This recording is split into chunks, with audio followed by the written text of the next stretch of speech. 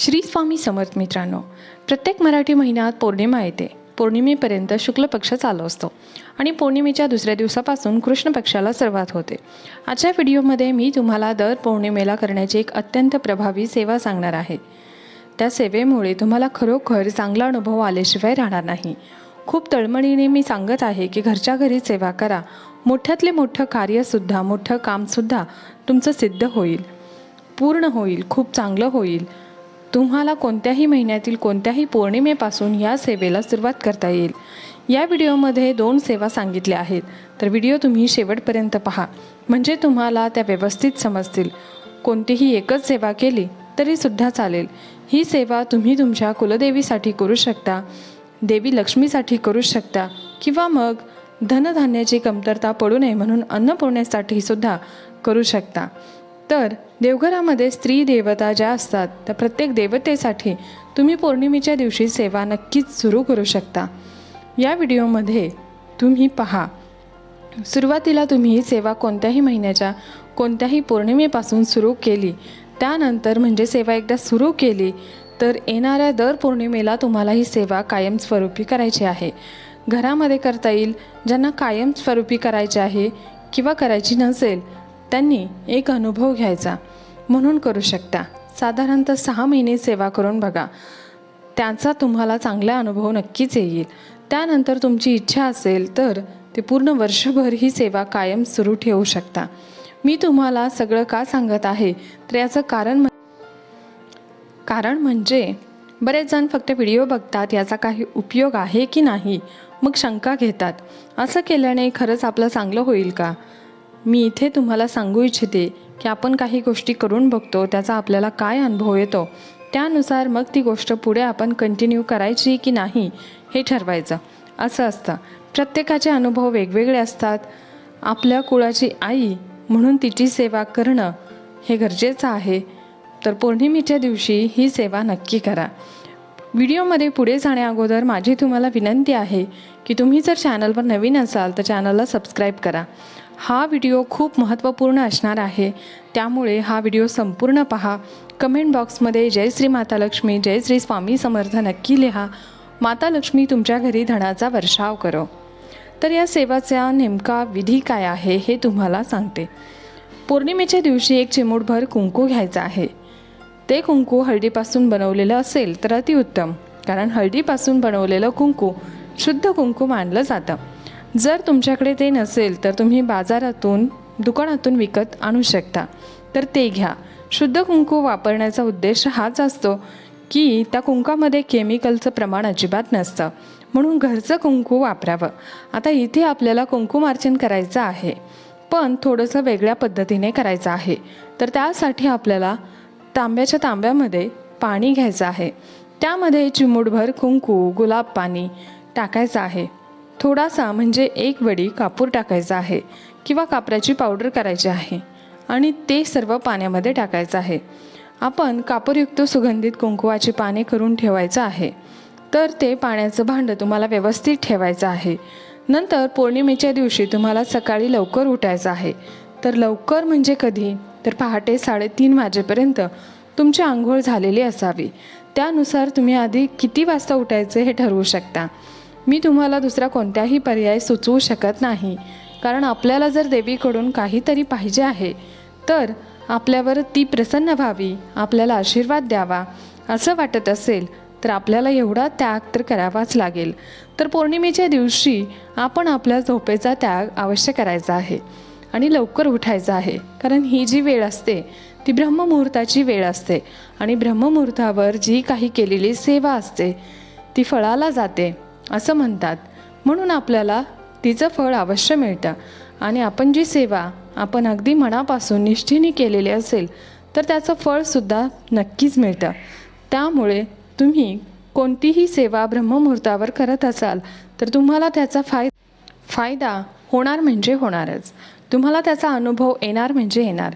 मग तुमच्या सुखाच्या झोपेचा किंवा साखर झोपेचा पौर्णिमेच्या दिवशी त्याग करा आणि पहाटे 3-3:30 वाजेच्या आतमध्ये तुमच्या आंघोळ झालेली असायला पाहिजे. तुम्हाला सर्वात पहिलं काम करायचं आहे म्हणजे तुम्ही जे पाणी तयार करून ठेवलेलं होतं ते पाणी तुम्हाला एखाद्या चमच्याने ढवळून घ्यायचं आहे. त्यानंतर तुमच्या देवघरातल्या सर्व देवी देवतांना तुम्हाला व्यवस्थितपणे स्नान घालायचं आहे आणि त्यांना देवघरामध्ये स्थापन करायचं आहे. त्यातल्या त्यात फक्त कुलदेवीचा टाक असेल किंवा मग पौर्णिमेच्या निमित्ताने तुम्ही सर्व स्त्री देवतांना पाण्याने स्नान घालायचं आहे.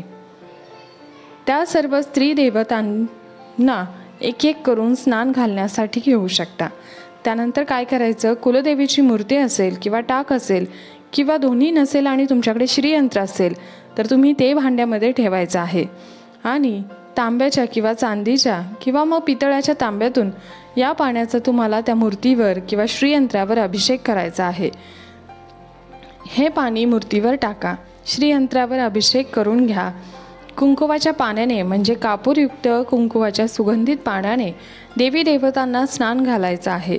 स्नान घालत असताना एक अतिशय प्रभावी मंत्र आहे, तो सुद्धा तुम्हाला म्हणायचा आहे. ओम श्रीं ह्रीं श्रीं कमले कमलालये प्रसीद प्रसीद ओम श्रीं ह्रीं श्रीं श्री महालक्ष्मी नमः. किंवा मग महालक्ष्मी कुंकुमार्चन प्रचोदया फट स्वाहा असं 108 वेळा हा मंत्र म्हणायचा आहे.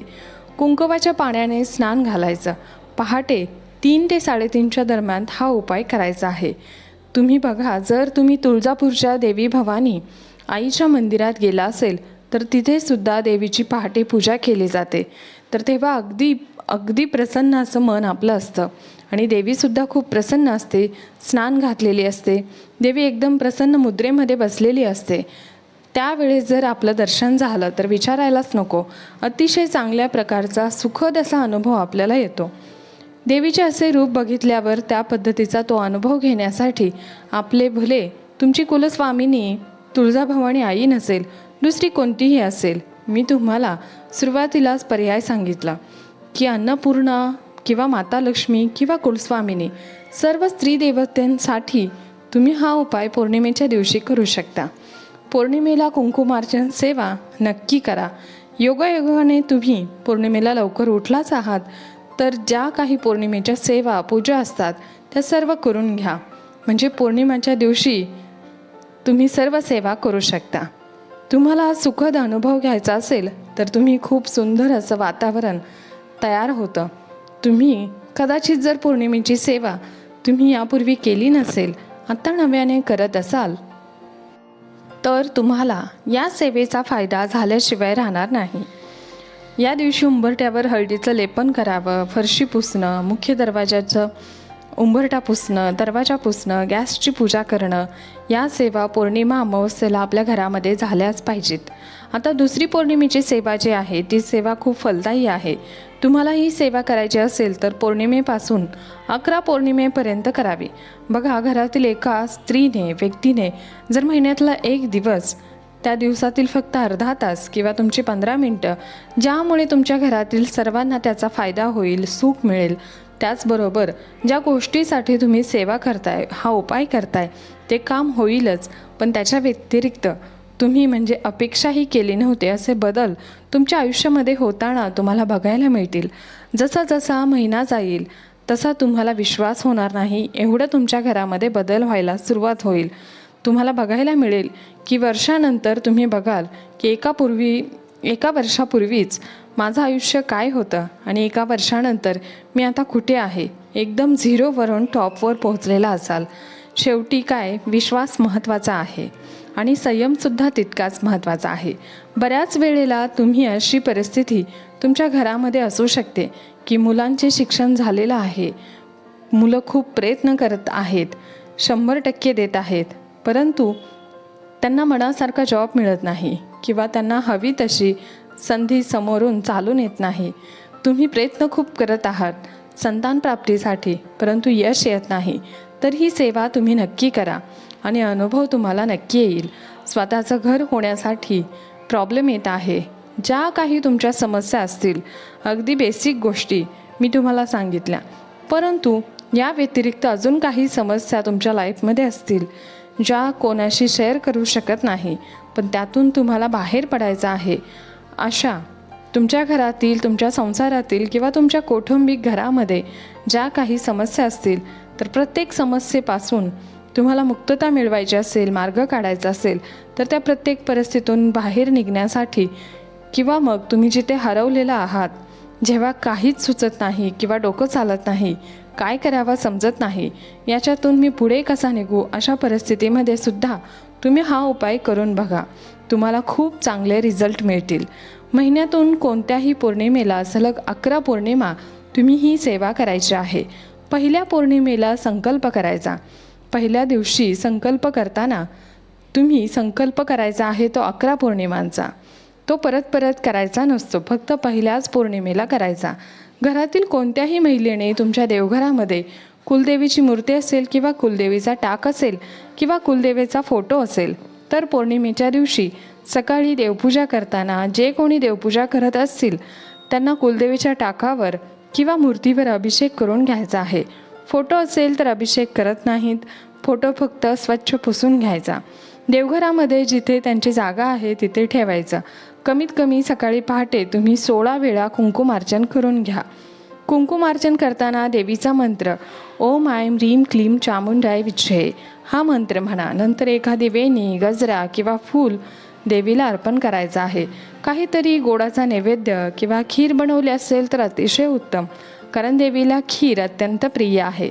पण बाकी खीर करणं शक्य नसेल तर तुम्हाला जे वाटेल ते गोडाचा पदार्थ तुम्ही नैवेद्य दाखवावा. सकाळी देवपूजा झाल्यानंतर तुम्ही ओटी भरली तरीसुद्धा चालू शकते किंवा दिवसभरामध्ये तुमच्या वेळेनुसार कधीही तुम्ही ओटी भरू शकता. ओटी भरण्यासाठी तुम्ही प्रत्येक पौर्णिमेला एक नवीन साडी घेतली तरी चालू शकतं किंवा प्रत्येक पौर्णिमेला तुम्ही अगदी खणा नारळाने ओटी भरली तरीसुद्धा चालेल, काही हरकत नाही. जे काही तुम्हाला शक्य होईल दोन्हीपैकी एक ते घ्यायचं आहे. समजा तुम्ही साडी घेतली किंवा मग ब्लाऊज पीस घेतला असेल तर ब्लाऊज पीस घ्या, पण तुम्हाला ओटीमध्ये दिलेलं किंवा कोणत्याही कार्यप्रसंगी दिलेलं असतं, जे दुसऱ्यांनी दिलेलं असतं ते घ्यायचं नाही. ते आपल्या पैशाने आपण विकत आणायचं आहे. गजरा, वेणी कमीत कमी 11 रुपये दक्षिणा ठेवायचे आहे. जास्तीत जास्त कितीही ठेवू शकता. यासोबतच तांदूळ, हळकुंड, खोबऱ्याचा तुकडा, बदाम, अखंड बदाम, खारीक हे तुम्हाला घ्यायचं आहे. याचबरोबर हिरव्या बांगड्या 5 घ्यायच्या आहेत. ह्यासुद्धा नवीन विकत आणायच्या आहेत, कोणीही दिलेल्या नसाव्यात. अशा सौभाग्याच्या वस्तू ज्या आपण म्हणतो ना, त्या सर्व घ्यायच्या आहेत. नंतर नेलपेंटची बॉटल, मेहंदीचा कोन या सर्व गोष्टी ठेवायच्या आहेत. नंतर बाकी इतर गोष्टींची गरज नाही, फक्त 5 बांगड्या, जोडवी हे ठेवली तरीसुद्धा चालेल. जोडवी ही चांदीचीच असावीत असं काही नाही. तुम्हाला शक्य असेल तर तुम्ही चांदीची घ्या, नाही तर पूजा साहित्याच्या दुकानामध्ये गेल्यानंतर आपल्याला ओटी भरण्यासाठी देवीची छोटीशी जोडवी मिळतात. आरसा, कंगवा, त्यासोबतच हिरव्या बांगड्या आणि कुंकवाची डबी हे सुद्धा मिळतं, तर तुम्ही तिथून घेतलं तरीसुद्धा चालेल. हे सर्व आपल्याला एकत्र ठेवायचं आहे. यासोबतच 5 फळं किंवा मग 1 फळ ठेवलं तरीसुद्धा चालेल. त्याच्यानंतर एका ताटामध्ये हे सर्व साहित्य घ्यायचं आहे आणि सुरुवातीला आपल्या कुलदेवीला हळदी कुंकू अर्पण करून घ्यायचं आहे. नंतर आपल्या डोक्याला हळदी कुंकू लावायचं आहे. कुलदेवीचं नामस्मरण करायचं आहे, स्मरण करायचं आणि सुरुवातीला तुम्हाला संकल्प करून घ्यायचा आहे आणि त्याच्यानंतर ही ओटी भरायची आहे. कुलदेवीला मागणं मागायचं आहे. मनातल्या मनात ही गोष्ट बोलायची आहे की मी ही कशासाठी करत आहे. माझ्या घरामध्ये सुखशांती राहू दे, आरोग्याची प्राप्ती होऊ दे. जे काही तुम्हाला हवं आहे ते सर्व काही बोलायचं आहे आणि ही ओटी ताटामध्ये ठेवून आपल्या छातीच्या समोर सरळ येईल अशा पद्धतीने धरायचे आहे. आणि त्यानंतर ते ताट जे आहे ते 3 वेळा तुम्हाला कुलदेवीच्या फोटो किंवा टाकाजवळ किंवा मूर्तीजवळ किंवा मग देवघराला 3 वेळा स्पर्श करायचा आहे. आणि ही ओटी जिथे देवघराच्या समोर जागा असेल तिथे कुठे असेल ते ठेवायचं आहे. देवघराच्या तिथे जागा नसेल तर मग तुम्ही एक खाली चौरंग ठेवून, पाट ठेवून त्यावर ती ओटी ठेवली तरीसुद्धा चालेल. नंतर देवीला मनोभावे नमस्कार करायचा आहे. कुलदेवीला ओटी जी आहे ते आपण पौर्णिमेच्या दिवशी भरलेली असते, त्यामुळे तिथेच राहू द्यायची आणि पौर्णिमाची तिथी संपेपर्यंत दुसऱ्या दिवशी मग ही ओटीचे साहित्य तुम्ही घरामध्ये वापरू शकता. ती साडी घेतलेली असेल किंवा ब्लाऊज पीस असेल, तुम्ही ते वापरू शकता. हे सगळं साठवून ठेवू शकता. जेव्हा कधी तुम्ही कुलदेवीच्या मूळ पीठावर जाणार असाल, दर्शनासाठी जेव्हा जाल तेव्हा ते तिथे जाऊन अर्पण करा. तुमच्या एरियामध्ये कुठेही कुलदेवीचं मंदिर असेल तर त्या देवीच्या मंदिरामध्ये दुसऱ्या दिवशी जाऊन तुम्ही ते अर्पण करू शकता. जर तुम्ही मूळ पीठावर जाणार असाल तर फळं खराब होऊ शकतात, म्हणून तुम्ही अशा खराब होणाऱ्या वस्तू घरीच खायच्या आहेत. वेणी गजरा काढून ठेवू शकता. बाकी जे साहित्य टिकू शकतं ते तुम्ही 2-3 महिन्यांसाठी साठवून ठेवू शकता. आणि जेव्हा कधी मूळ पीठाला जाणं झालं तर त्यावेळेस ते देवीला अर्पण करून यावं. महिन्याला तुम्ही देवीच्या मंदिरामध्ये अर्पण करून येऊ शकता. कधीतरी वर्षातून एकदा जेव्हा तुम्ही मूळ पीठावर जाल त्या महिन्यातील पौर्णिमेची ओटी अशीच भरायची आहे. जेव्हा मग तुम्ही गेल्यानंतर तुम्ही ती अर्पण करू शकता. जसं जसं पौर्णिमा जातील तसं तसं प्रत्येक पौर्णिमेला तुम्ही सेवा कराल, देवीची ओटी भराल, तर तुमच्या कुलदेवीच्या कृपेने तुमच्या आयुष्यात, तुमच्या घरामध्ये इतके बदल होतील ना की सुरुवातीला सांगितलं तसं अगदी चांगले अनुभव येतील. आणि जे काही अवघड नाही आहे, साधी सोपी, बघा आपण कोणाच्या घरी गेलो किंवा कोणी आपल्या घरी आलं तर अगदी सहजपणे आपण त्या महिलेची ओटी भरत असतो. मग इथेसुद्धा आपल्या कुलस्वामिनीसाठी आपण एक तिची ओटी भरतोय, तर तीसुद्धा आपल्याला नक्कीच पाहिजे ते देईल. कुलदेवी तुमची, कुलस्वामिनी तुमची ओंजळ कमी पडेल एवढं देईल. म्हणून अगदी खरं सांगते, तुम्हाला या सेवेने काय दिलं ते कमेंट बॉक्समध्ये मला जरूर सांगा. आणि आजच्या व्हिडिओमध्ये एवढंच. तुम्हाला व्हिडिओ कसा वाटला ते नक्की सांगा. नंतर व्हिडिओला एक लाईक करा आणि जास्तीत जास्त लोकांना शेअर करा. असेच नवनवीन माहितीचे व्हिडिओ पाहण्यासाठी तसेच ऐकण्यासाठी आपल्या चॅनलला आजच सबस्क्राईब करा. धन्यवाद. श्री स्वामी समर्थ. जय जय स्वामी समर्थ.